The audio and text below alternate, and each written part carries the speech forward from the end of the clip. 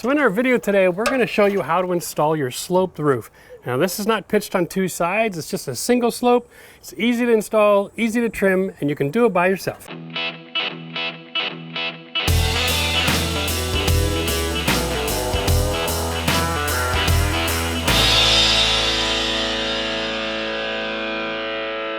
So if you've been following along in our video series for how to build a shed, this will be a lot easier to understand. And if you're just joining this because you're looking for information on a sloped roof, I'll just go recap real quick. What we've got is a simple box. The back wall is shorter than the front wall. So what we have is about a foot raise on the front, higher than the back. So we're going to build our roof completely out of 2x4s. Now it's about an 8-foot structure. It's closer to 7.5, but we're going to build a 10-foot roof so we have an overhang on the front just to help keep all of the door area free from wind and rain and snow and that sort of thing, to help extend its life, because we are going to put on a barn door and it's not going to seal up as well as you would usually have it. So with this extension, you have the ability to make it bigger than the shed. You can do an overhang on one side, you can have it hang out the back more, you can balance the middle. It doesn't really matter because the basic design of this roof is one slope with a finished deck board trim on it. You can go with pressure treated or cedar, and the idea is to keep it simple, keep it cost effective, but most importantly, to keep everything in the shed dry. So I've developed this system. It's really, really, really idiot proof. I use it all the time when I'm building my sheds because it's nice and quick, and you don't have to climb on the actual roof hardly at all in order to get it done. So in order to get started, we have to finish the process of the sides, okay? Because we have a slope. So we're gonna use our 2x4 just as a marker up against our exterior wall board. And I'm gonna trace and cut it, and then we're going to be able to install our roof. All right, here we go. Now, because we're going to finish off all of our shed with trim boards, we're not concerned if the board isn't quite as high as the 2x4.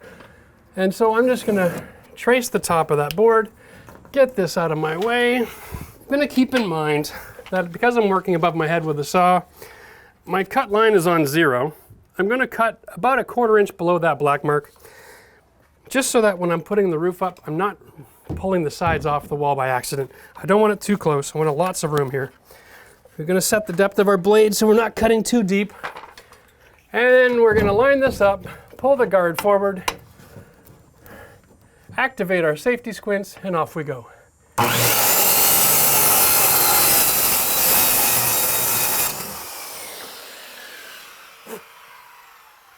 So now we have the slope of our roof all figured out. Not going to be a concern. Just to take note, when you're building your structure and you're going with a roof like this, it's going to carry a little bit of load if you have winter time. So we're actually putting our joists here every 10 to 12 inches on center, okay? I think here we'll go with 12. It should be plenty.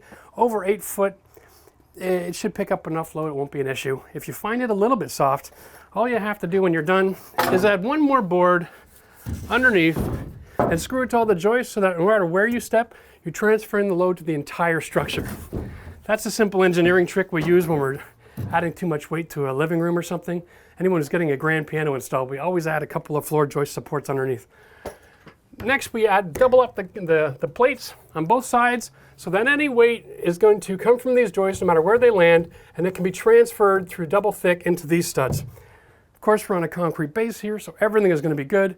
It's way overkill, all right? But when you can do something overkill, simple and cheap, you do it. So the best way to design a roof is that all of the ends of the roof are perpendicular to the ground. Aesthetically, it's pleasing, it looks really nice, but now you're dealing with tricky angles. So if you don't have the kind of chop saw and special equipment to measure and transfer all those angles, that's okay. I'm going to show you a simple little trick that you can get your angles perfect, and all you need is a skill saw. And what we want to do here is we just want to measure from the ground to the top of our plate on both sides. It's 84 1/4. This one is 96 1/2. We're going to just write that down on a scrap piece real quick before we forget. 1/4, 96 1/2. Now we're going to take that, we're going to do the math on it, okay? 84 1/4 off of that. So that leaves me with 1/4, and that leaves 80. I have 12 1/4 difference in height. I'm going to take that information and I'm going to show you my trick. So I'm going to just show you real quick some basics of grade 8 math. If you can remember all of this, you're going to be awesome. If this is square, remember, put the little square in the corners. All right, that means this angle is the same as this one. Now, if I go like this, and I draw this line, which is gonna be my roof, okay? And I count that as 0, since this is a square, that's 0. The distance from here to here, if I translate it here, okay, I draw that line. Now, this angle is exactly the same as this angle. Simple, right? Because it's like a parallelogram. So what we're gonna do is we're gonna take that difference that we have. We measured out 12.25, and I am going to put this mark here, 12.25. All right, that's my spot. I'm gonna drive a nail in there, all right? Now,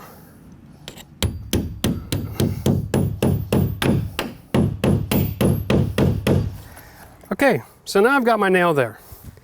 And I'm gonna put, and the only reason this works is because we started level. Remember, we installed our pad level. So I can actually put this 2x4 on the corner back there. Oh, if it's curved the right way. And there's my angle. Now that that's established my angle, I'm going to just trace this onto my wood, holding the markers flat against the board. Okay, now there's my angle. We're done with all this now. Now what I have to do is I have to cut this so that I can invert it. Put that angle on my 2x4s. We're gonna cut this off just by using the guide, following this straight line on the saw. Now remember, if you're out 1/8 of a degree on this,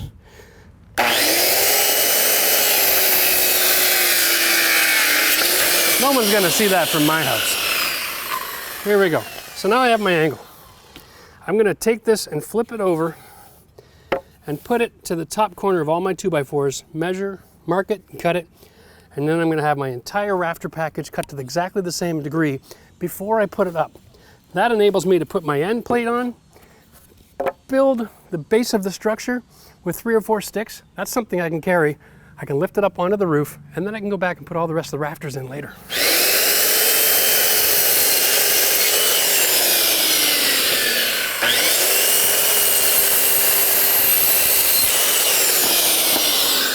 All right, let's just get a quick recap so we're all on the same page here.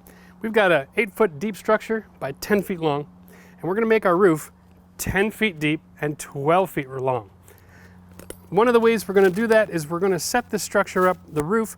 We're gonna just do like an outside frame, something small and simple that we can lift up into place, and then we'll finish off all of the rafter framing once we have the box up there. Remember, because we're going 12 feet, we're gonna have an overhang. Let's say this represents the outside of the structure. The last couple feet, we want to support it with boards going this way so that the weight can be transferred into the outside wall of the building. And it'll be cantilevered because this side will be down with the plywood, and it'll kind of do the job. And if you find that it's not enough, you can always add a support post. But for what we're going to do today, we're just going to do a quick little cantilever system. Hopefully that's enough. Maybe in the wintertime, might have to get the old snow rake out and pull that clean, but not a big deal. So what we're gonna do is we're gonna just start marking this off. We got our front and our rear. So when we're building a roof, it's very similar to the wall, all right? What we have is we have both plates, but since it's a roof, we'll call them rim joists. And we're gonna just take out our tape and we're gonna measure, like I said, every 12 inches. Now, if you wanna go every 16 and you're strong enough that you can lift a 2x6 frame up into the roof that's 9 feet in the air, you go ahead and knock yourself out. But I'm getting old and I like to play a little on the safe side. I would rather install a few more rafters later and have a much lighter box putting up into place. So we're just gonna mark all the 12s. And on my tape, I have little black boxes instead of red boxes for the 12s. Makes my life really simple. 9, and there's 10. Now 10 is interesting. This represents the last rafter that we're gonna put in this direction. And then after that, we're gonna do our overhang. Okay, so this is my box. 9, 8. So that's the outside of the building. This is the last rafter I'm gonna put on. I'm gonna build this ladder section and lift it into place later. So what I need is I want to establish the outside. On that one, we'll do this one on the outside. And then we'll put this one Skip a couple here. So what I'm doing is I'm building a box with 6 pieces of wood with the intention of lifting this box off, transporting it over here, and then putting it up on the roof. I'm comfortable with 6 2x4s. That's not going to be too much weight for me. If I do the whole thing first, it might be a little bit too much and too awkward, and I really just don't want to risk an injury. So what I'm going to do, okay, so we'll take this one, put this plate down here.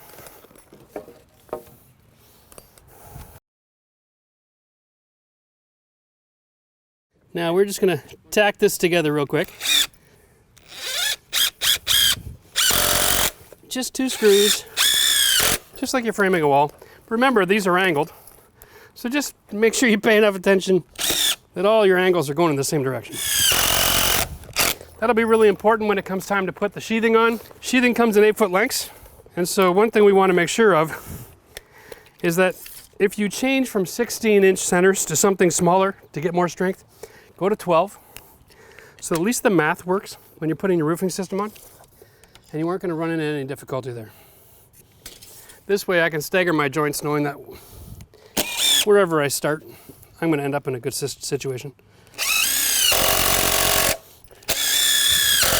So just a little something when you're working like this, keep in mind, we're going to be putting a sheet of plywood on here. So consider the plywood when you're screwing these down. Use a little block like this and force it flat from the top. The rest of this overhang will be out in the middle of nowhere. And that is what you're looking for. So my system for this is simple. I'll line this all up, start my screws,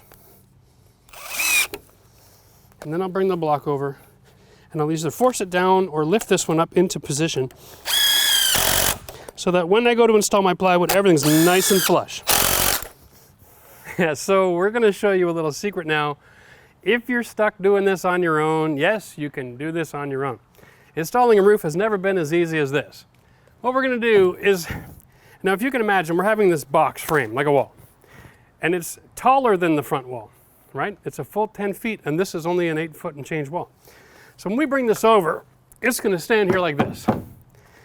Now if you can see at the very top, which will be difficult in the sun, but our finished board is about a 1/2 inch below our top plate. So I can actually run stuff up, I can push that wall all the way up, and then it should be able to lever into position, all right? This is the system. I'm going to lift this up and then let go, and it'll fall inside the box. All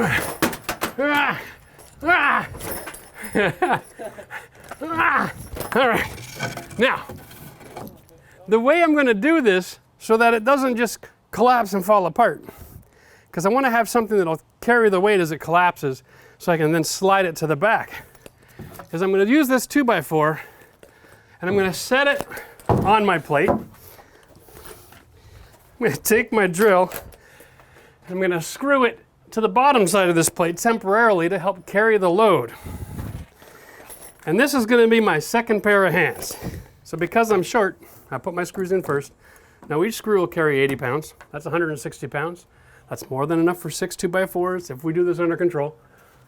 And remember, if it's not under control, I can't really reach this all that well, but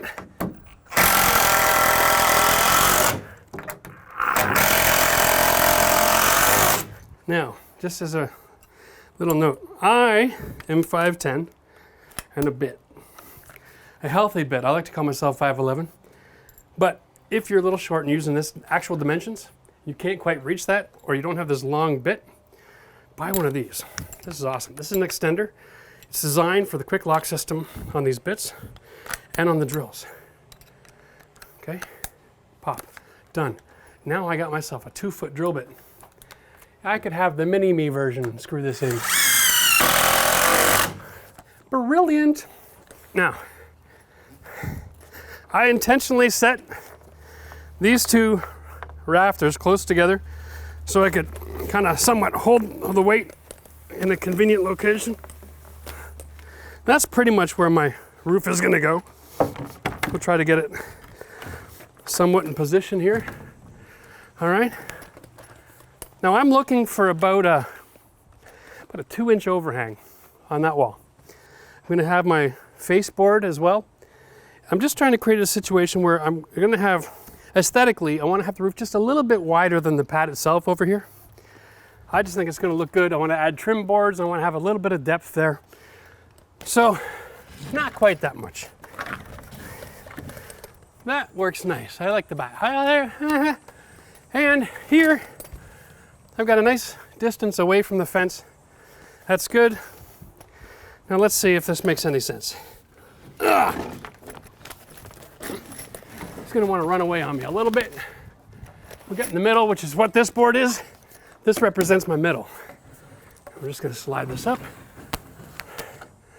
And then, should just, yeah, I feel like if I'm letting go, it's going to fall. So I'm going to be a little bit taller here. Control that drop. Okay. Woo. There we go. Now, we don't need to have a whole lot of distance in the back, just a couple of inches. And now that I've got that in place, give or take, yeah. Now it's time to get rid of this temporary support.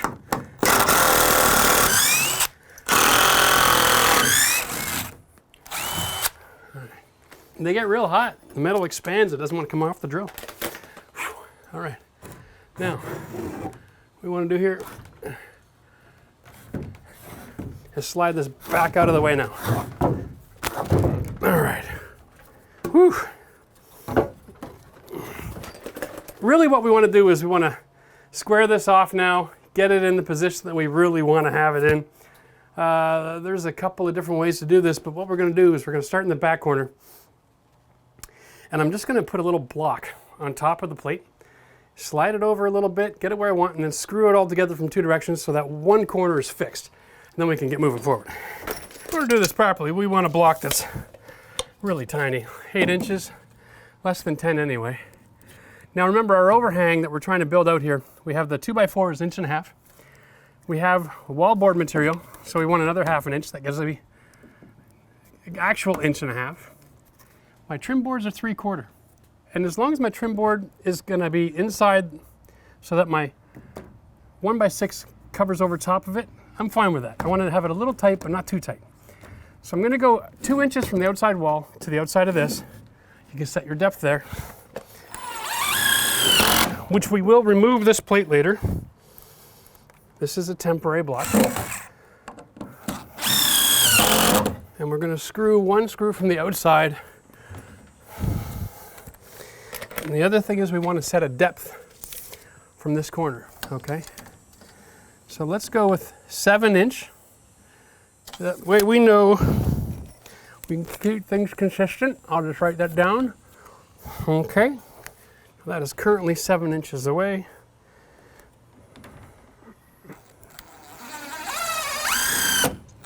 All right, let's just confirm that we did that somewhat properly. Perfect.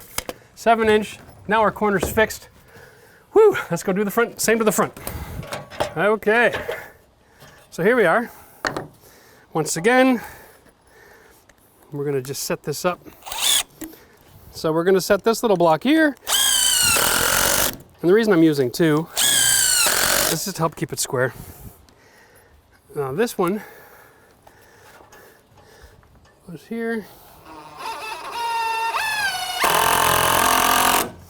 Now, one of the benefits of building everything square from the very beginning is if it's square on the bottom and the corners are tight and it's all screwed together, it's square at the top. So when you're doing your squaring of the roof, you don't have to pull it out the square and do the 3, 4, 5, 6 rule.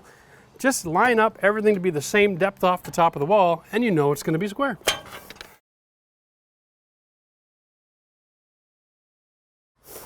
Now to get the whole rest of this, wow, square, what we're going to do, tighten that down first, my goodness. Not sure how that happened. You remember, I wrote down 7 inches on the other side. That's from here to here. And this is going to go out there, that's 7. Gonna wiggle things around until it sits perfect.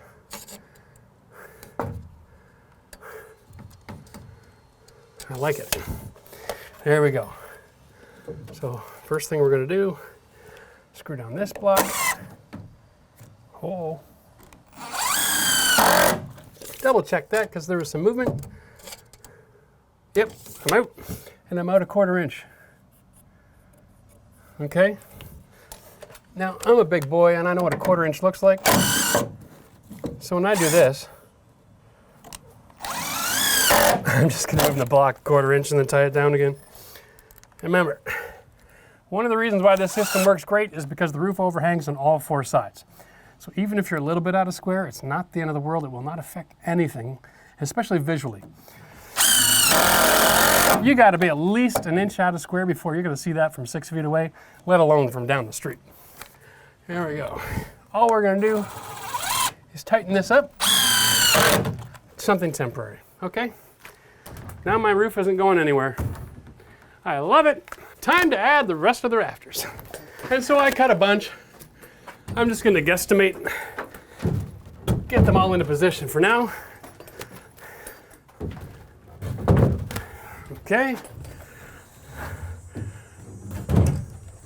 So right out of the gate, this only took us a couple of minutes, and you can see the difference between the roof that we're building here, the whole structure that we're building here versus something you buy prefab from the building store. Remember, they're charging you $1,500 or more for the same size space that's not as tall, and you can't actually put anything on the walls. You have to install shelving everywhere because there's no integrity in those structures. Lord knows there's a large part of the states that it's too much wind. There's no way you'd even be allowed to install one of those. And don't forget that $1,500 cost, you still have to put some sort of base down. Might as well just do it all yourself, get it done, do it strong. You can even hang a heavy bag in here. My God, this is going to be strong.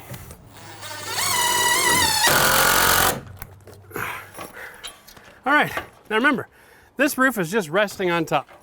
I have 2 screws holding it in position. 3, sorry, so it's not sliding around. That's plenty. There's not a whole lot of force on a roof in this situation. And remember, my goal here is just to make sure that I'm all tacked together every 12 inches so that my sheet goods are going to have no problem installing. I've already got all my marks made while I was on the ground. This goes really quick. This is a lot easier if you install all your screws first. Then you can hold your wood nice and level. The top of this angled beam on the top of the front, drive them screws in. Remember, at the end of the day, it doesn't really matter how perfect this is. We're going to be putting a plywood sheet good and then an asphalt roof. But we're going to use a 1x6 plate to cover all this so that your finished look is going to be just the 1x6. All you're going to see, which is why this design is so awesome for homeowners. Anyone can do a DIY and have a little bit of here and there and give or take. It doesn't have to be perfect as long as you've got good fasteners and then a really nice cover all your mistakes. Of course, being a little OCD doesn't hurt.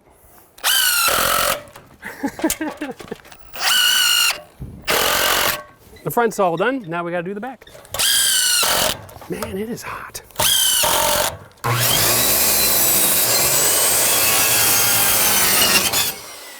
Woo! So if you've been watching me for any length of time, you have a good idea that I'm a visual person. So I like to explain things to people who are also learning from visually, right? So what we're gonna have is a ladder, which is exactly like it sounds. It's a bunch of boards this way, okay? And it's going to be framed at both ends, and it's going to come into here, all right, and come across this way and extend out the other side. So I've set this in position real temporarily, okay, to mimic the same angle as the rest of the rafters. I'm going to put my finger on my marker, all right, and this gives me a mark of the slope about, I don't know, 3/4 to 1 inch below that board. And here's the reason why. We're going to be having a trim board on the other side. about the same size as this. So if this board is a little bit shorter than the ceiling, it doesn't matter, okay? Better to have a little extra room than not enough. So now that we got that marked, we'll get this temporary board out of the way and we'll cut that down so that we aren't gonna have anything in the way when we go to lift our ladder in. So one of these days I'm gonna do a video on the list of tools a homeowner has to own. On that list is gonna be one of these bad boys. It doesn't necessarily have to be this brand, I just happen to own it, folks. They're about $100. And this reciprocator, the blade goes in and out, really easy to use in a lot of situations, especially something like this. Now I could go to the other side, I could trace it from the other side, and I could use a skill saw, but the reality is when you're on a ladder, having a 7-inch blade spinning around real fast can be a little dangerous, especially if it kicks back. So this tool here, it doesn't kick back. If the blade gets stuck, the handle just goes in and out and the blade doesn't move. It doesn't throw you off a ladder. So if you're on a ladder, this is the kind of situation. It's a little slower, it's a lot safer. And because it's so versatile, it's something everybody needs in their toolbox.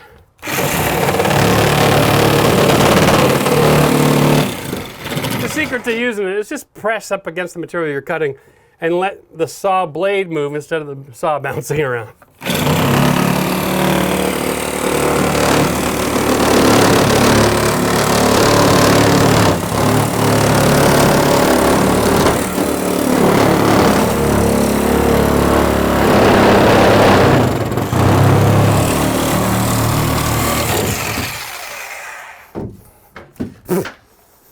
Wow, thank God for my safety squints. All right, so the simplest way to build this extension is to build it inside of the 12-foot rim rafters that we have, okay? We'll call that, for the lack of a better phrase. So all we have to do is just measure from the top of here, which is the short side, all right,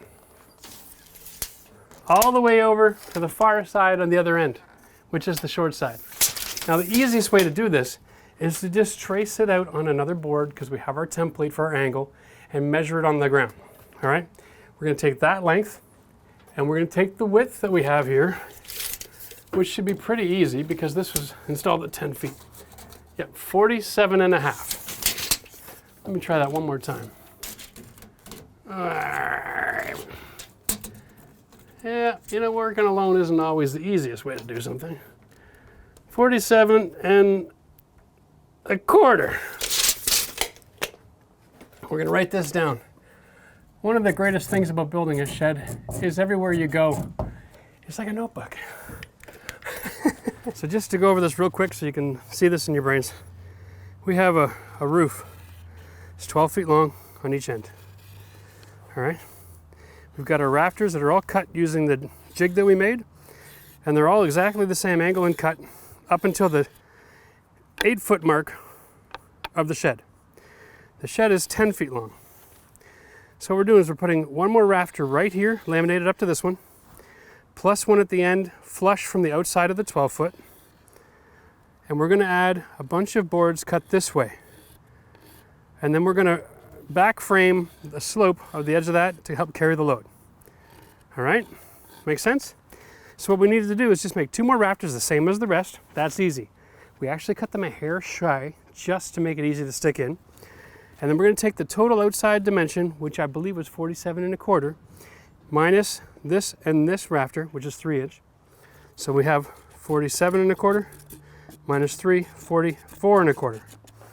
We're gonna cut a bunch of 44.25 sticks straight, and we'll do those 16-inch on center, and off we go to the races. 1, 2, 3, 4, 5, 6, 7, 8, 9. I need 9 pieces.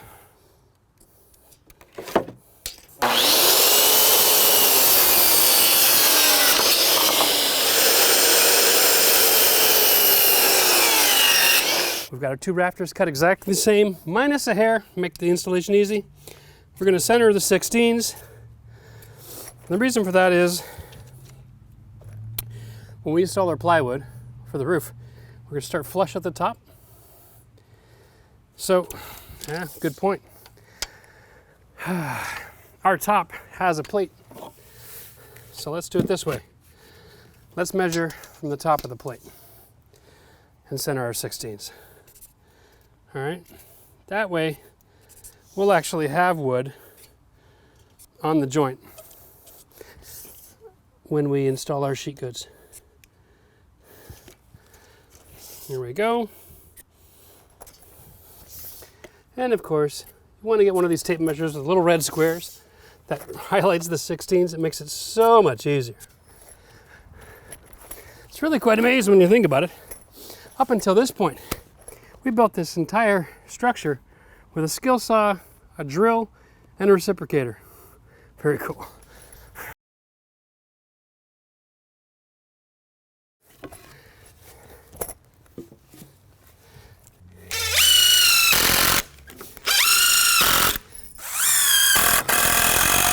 All right. So one of the things you need when you're doing this is a second pair of hands. So if you're installing alone, I'm basically building a track for this to slide into. One of the beautiful things about screws is you can always remove them. So what I've done is I've created this L because my ladder is exactly the inner dimensions of this existing framework. So if I put it up on the regular part of the roof, because it's framed the opposite direction, then I can slide it over, drop it onto these brackets, slide it in along these brackets right into place. And I can do it from up top without the risk of it falling on my head. This would be fun. Okay, here we go.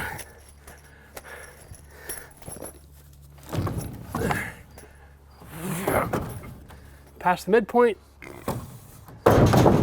Ta-da!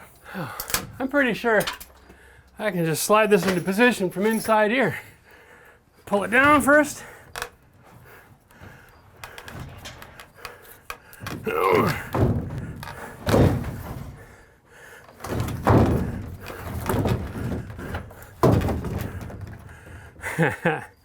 That's awesome.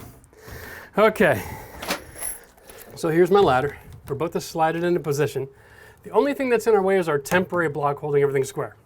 So before I remove that, over here, we're going to drive a screw into the top plate from the rafter just to hold everything in position while we temporarily put all this together.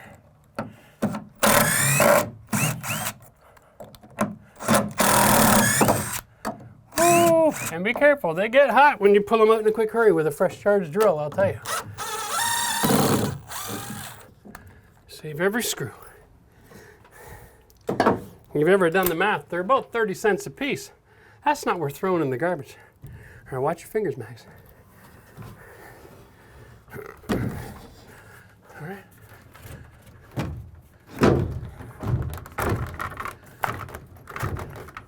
Perfect. I don't know if I'm a genius, Max, but you know what Red Green used to say, if they don't find you handsome, they better find you handy. That's the Canadian way. It's just a matter of laminating the plates together. Whenever you tighten everything together, it just squares everything up. It's just brilliant. We can get rid of these temporary blocks. The next thing we want to do is create a permanent brace here to help transfer the load. Now that everything is in position, and we can assume it's hanging just a little bit lower than it wants to be. All right. We're going to go with the 2x4 on the flat to the underside, and then we can measure and cut perfectly because we have the template for the angle, which is going to be awesomely easy. And here's what I mean. Let's just get this first. We'll cut that 78 inches, and I'll be right back. Let's take the hair off. And there we go. I have this cut for the length of my space on the angle, and it's going to be perfect fit there, okay? And I don't worry if it's a tight fit here, because what I'm going to do is I'm going to measure from here to here, cut with that angle, and then I'm going to put the block in place, and I'm going to hammer that block in place a little bit until I know it's taking up some load, until it's lifting up the roof a little bit. And then I'll know it's perfect. But for now, we'll just throw a few screws in place and then get some measurements. Obviously, you want to have these verticals supports underneath these sticks here to transfer the load. So we're gonna call that one 10 1/4. We're just gonna write this down. Call it 10 1/4, all right? And you can see how close they are to these. We're gonna go 7 3/4, 5 1/4, and this one isn't gonna count. We're just gonna take any block and wedge it in. We can use all these scraps for this. 10 1/4. Okay. Always measure from a factory edge, in case your measurement was lousy. 7 3/4. 5 1/4. Yes. Here we go. I wrote the word template on it so I don't lose it in the wood pile. And so what I want is, I want to put that angle on that block. Get those nice and flush. So what I'm doing is I'm visually lining up the blade with my mark and the plate with the wood. I want to get it relatively close. Lock it in place. Okay, and then I can spin this around and cut it. Here we go. Perfect.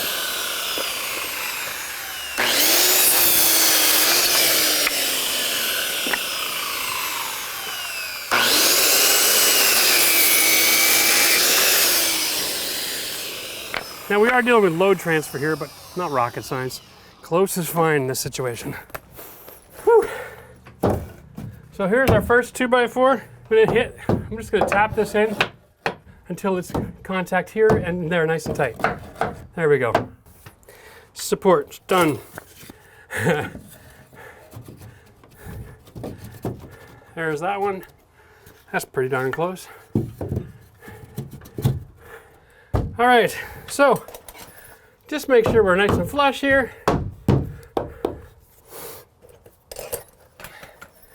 Now, the best thing about load transfer is all you need this fastener to do is hold it in place. Make sure that you jammed it in there so it's picking up some load. As long as it's lifting, you're good.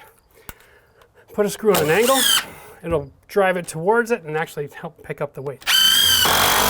It's funny because in the engineering world, any subflooring system that's within 12 inches of a structural point, actually they'll allow another point load wall within 12 inches of another point load wall. So if you're off a little bit, it doesn't matter. I know I'm going to get comments, hey, that's not perfectly lined up. I'm like, yeah, well, it doesn't matter. As long as you're within a couple of inches of where the load transfers, you're going to be just fine. Let's not get our knickers in a knot over details, because the simplicity of this system is in knowing that you can transfer load even without it being perfect match. And that is why I love this system, because anybody can build this. So before we put our sheathing on, realize that this is the edge of my roof, and I'm adding this board flush to the outside of this rim and extend it up. So when I slide my sheathing down, it's nice and tight, and you'll see it'll just come right here, and that'll be where it stops. And then all I have to do is square it off on the outside corner, and I can nail it in place. Problem solved, one-man job. Now, there's an easy way and a hard way to do this. The hard way is to walk up while you're carrying it. The easy way, stand in the middle, put your plywood on the ladder, put a nice wide grip, and just lay on the ladder. Keep your center of gravity nice and low.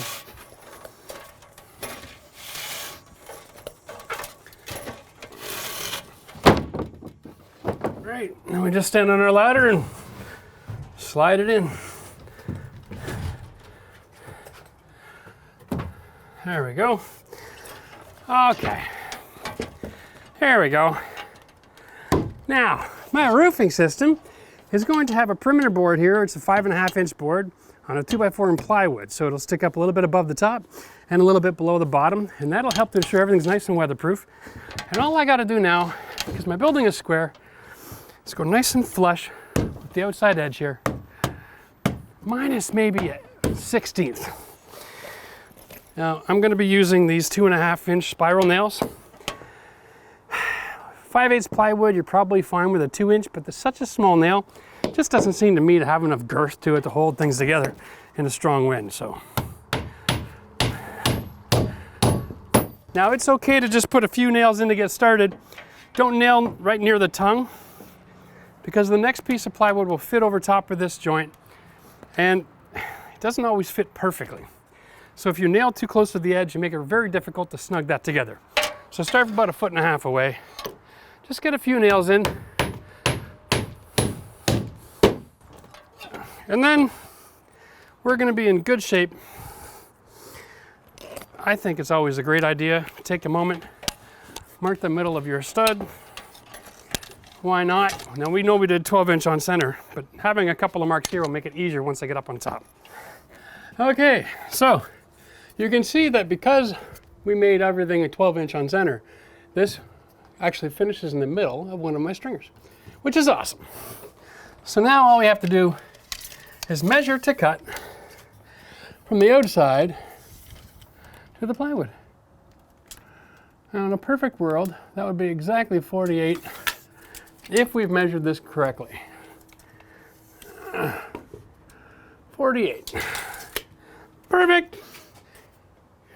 Okay, so a great system for cutting plywood is just measure out your mark, use your black marker. Drywall square. If you haven't got one of these, 20 bucks. If you're going to renovate or be a DIYer, this is good for any kind of sheet good to make your life easy. So the best way to do this is just set it up on a big plywood, on a 2x4 here. And then you sit on this side and put your cut line on the opposite side, sticking up in the air. Set the depth of your blade so it's not too deep. That way you're not cutting through the dirt.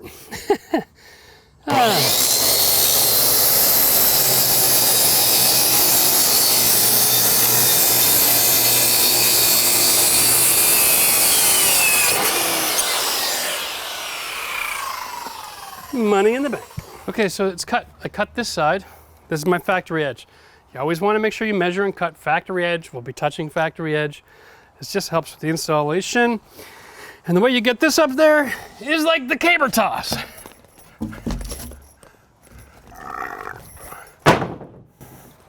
There you go. Now this one's also 4 feet, which means it can start my next row. Now I can go up there and get working. Before you get started, make sure you nail down the other side of the sheet so you keep it all nice and square. And that's it. Of course, you want to nail every 12 to 16 inches. I'm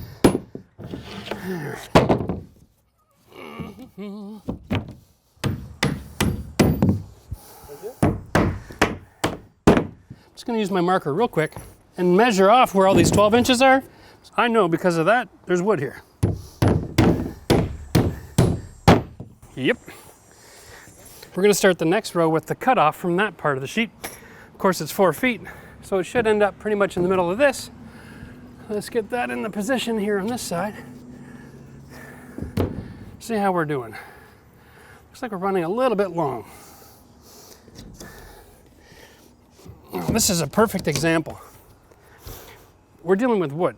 So this wood is going to be moving around, right? Oh. See that flexibility? It may not line up where you want it to right out of the gate, but here's a way to make that fit. I set this up. I'm going to push this board over. There we go. Now, it's where I want it to be. Yeah, one of the advantages or disadvantages that we're working with here is that this product has been out in the rain for, I don't know, almost 2 weeks, Max, eh? I mean, I had my bee sting, you had your dog attack, we've had rain. Okay, now.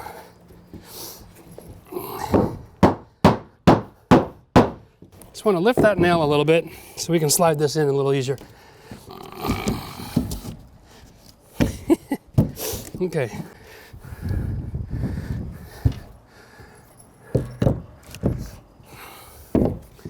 I've got this corner in there nice. It's where I want it. So I'm going to nail that in position. Then I can fight with this side.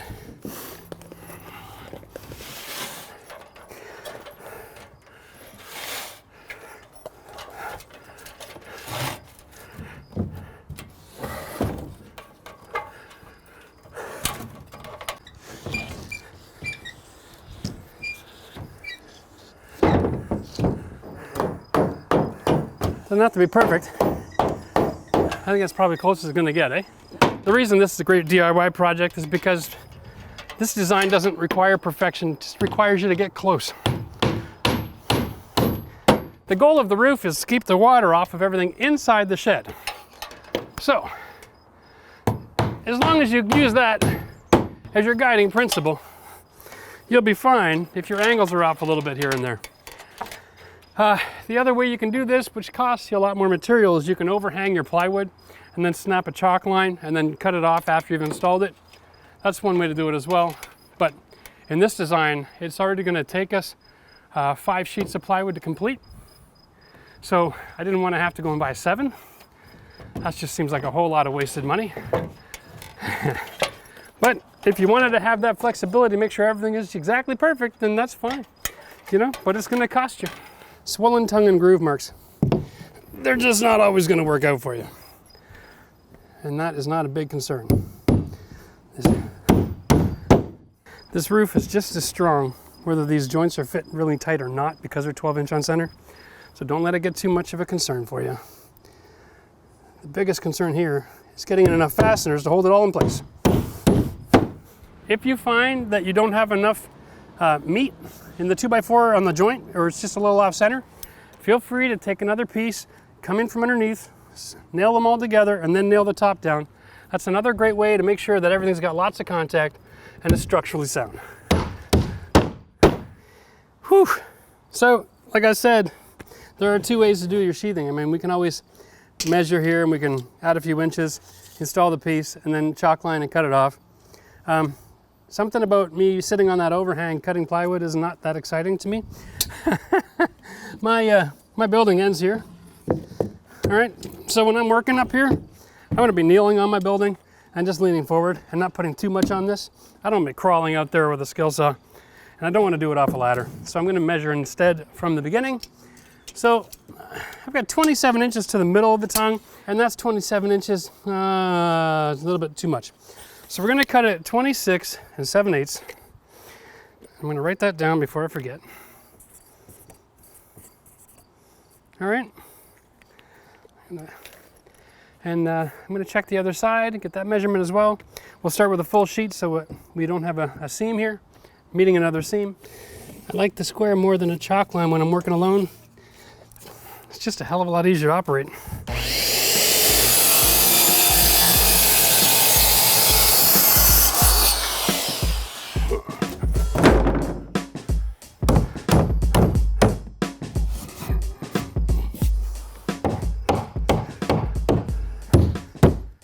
So I know that this is not a traditional installation of a roofing system.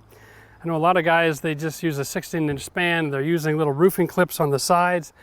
I like to install this way because it's a lot like a subfloor system, and I think the average homeowner will be capable of doing that without any difficulty and without risking life and limb up on a roof.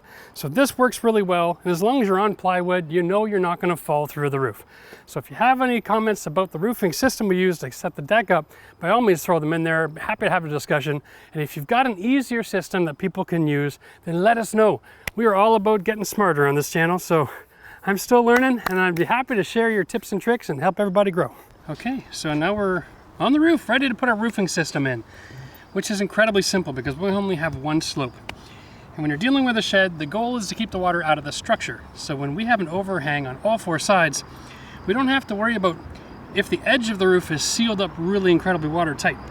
Now it's nice to have it tight so that you don't have water in there and it freezes and pulls things apart. But the reality of it is, if it's not a waterproof roof on the edges, you're fine as long as the main body of this roof deflects all the water off the backside. So remember, your roof system is not a waterproofing system. It's a water deflection system. It diverts water from one place to another. That's all it does. So in freezing environments, water always finds a way to move around, and a little bit of moisture in a shed is never going to cause you any major issues. Now in my building store, these flagtions come pre-bent and available in 10-foot length, which means that they're a little bit short for the roof. So I got 2 pieces.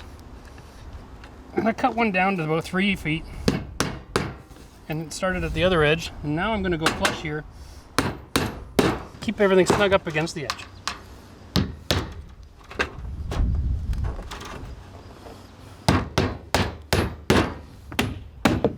Okay.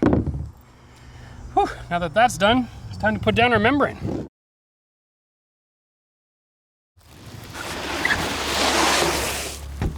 So the system here is relatively simple. We're gonna just slide it over to the edge. And visually, we're looking for about enough that can go over the edge and then just past the 2x4 that's there. So feel free to be a little liberal. This stuff comes in a roll. The roll that you buy is gonna do probably 2 sheds this size. So don't be too concerned about if you're gonna have enough material. And then we're just gonna unroll it.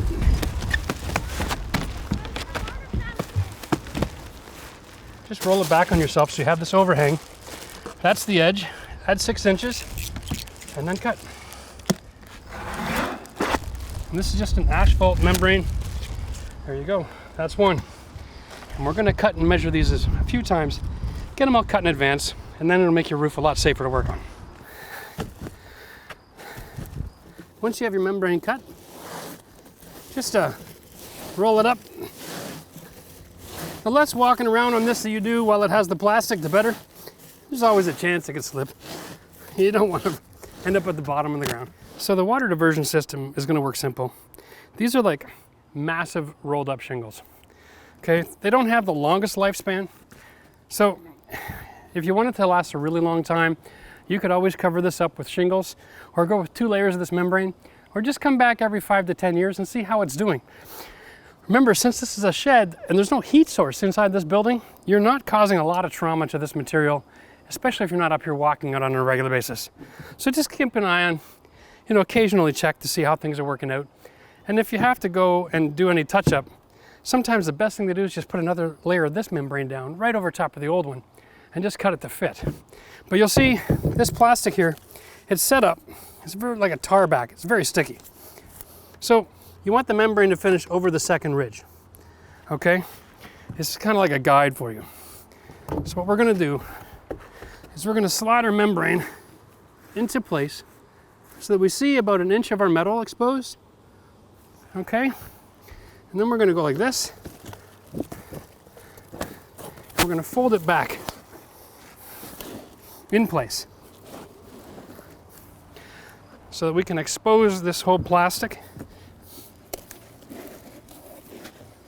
Be sure to be standing on the membrane while you're doing this, okay? So that nothing is sliding away.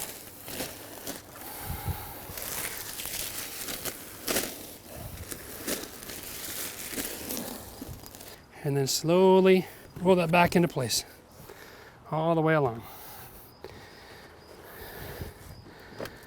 Okay, it's a self-adhesive, so you just step it into place and that'll bond with the metal on a warm summer day like this in about 5 seconds. To finish, now we're going to fold this side back, okay, and do the same thing.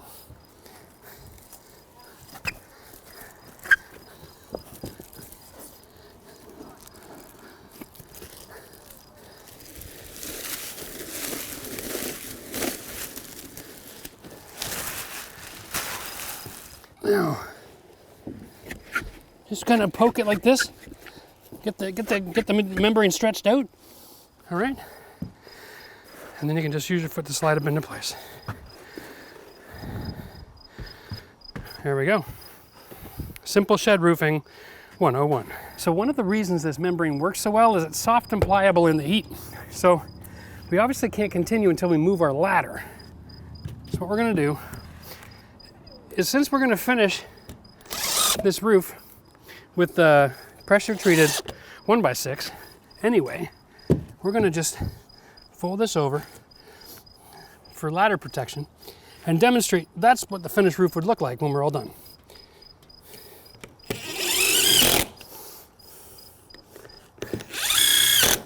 Put it in place. Now we can get up and down without damaging our roof. All right, next roll. Same thing. We're going to overlap like a shingle. We're going to use that 2 inches as our guide. And okay, 4 inches on the edge again. And we'll just roll it out.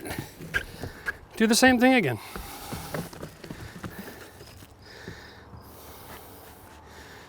Let's get it in position.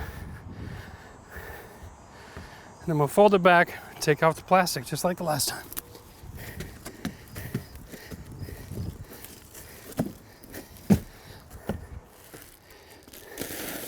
So sticky. Nice and gentle. When you're pulling this off, try to stay close to the ground. If you look like that, you'll pull the whole thing with you. You might cause it to get caught and stick together. So keep nice and low. You can go a lot faster this way.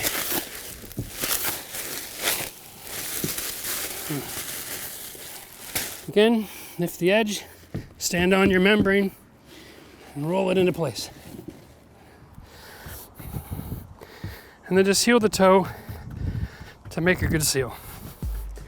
That's it. It's like river dance.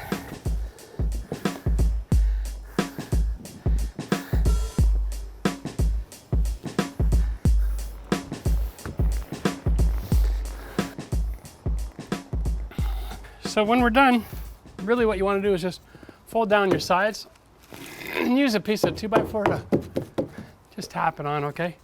And then curl over your edges. This is kind of like ironing your roof on. It's kind of funny. Once you've got this installed, take your block and install it past the corner. Nice and snug. One screw's fine. And that's just so that when you're working alone, you've got something to butt up against when you put your trim board on.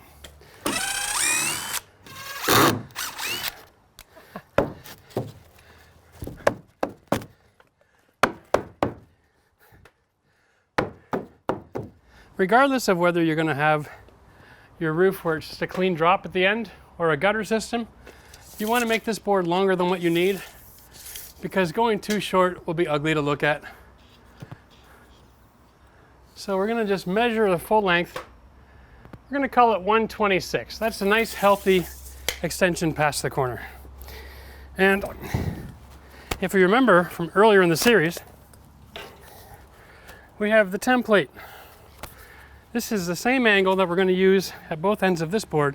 So we're going to take our template and we're going to mark our angle, and then I'm going to just finish that, tracing that line and then cutting it.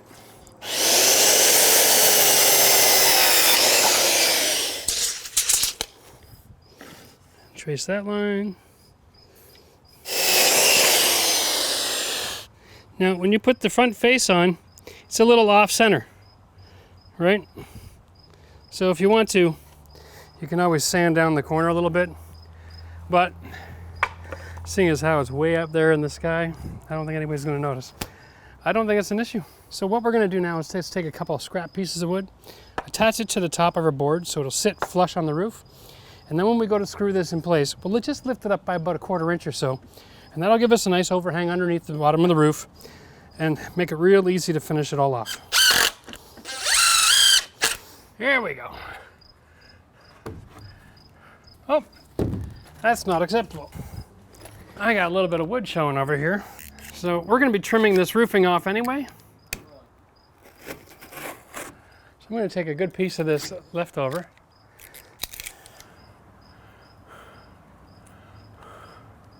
And iron that piece right there.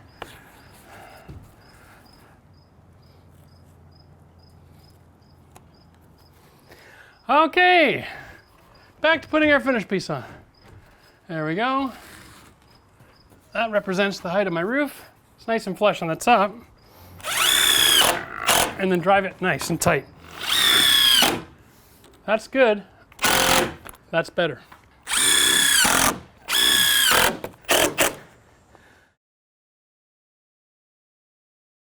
So here's our fascia metal, and we're going to use this to close up underneath our drip edge. And of course, the exposed part of the wood is 2.5 inches. So we're going to measure from here. You can see the profile. That'll be in contact with the bottom of our 2x4 ridge plate. And 2.5 inches runs to the inside of this groove. And that's where the metal overhang is.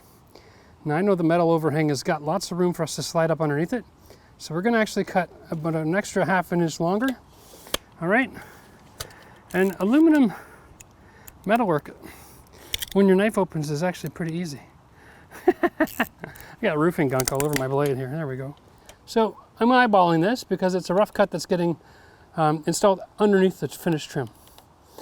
Now, you might think this is crazy, freehanding this, but with a sharp blade, you can actually take this with a decent amount of pressure and run a pretty straight line.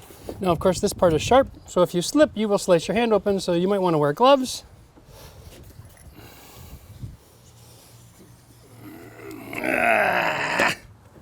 There we go. That's pretty easy, eh? You can actually see on the camera where the cut line is. You see the line? Here. Put the 2x4 there. It's like creating your own little mini bender.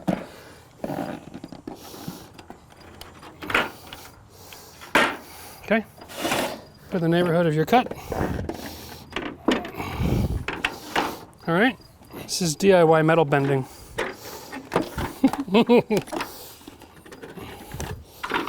All right. Once you got that bad boy started, it'll finish off without much difficulty. And all that is just off of a score of a knife. Right? It's already starting to look a little ridiculous, isn't it? There we go. There we go. Once it starts to go, it goes real quick.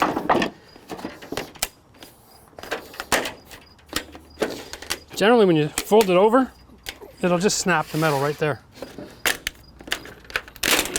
You hear all that crunching around? Now, all you gotta do is open it up the other way. And that's metalworking 101. For installing this, you could use roofing nails.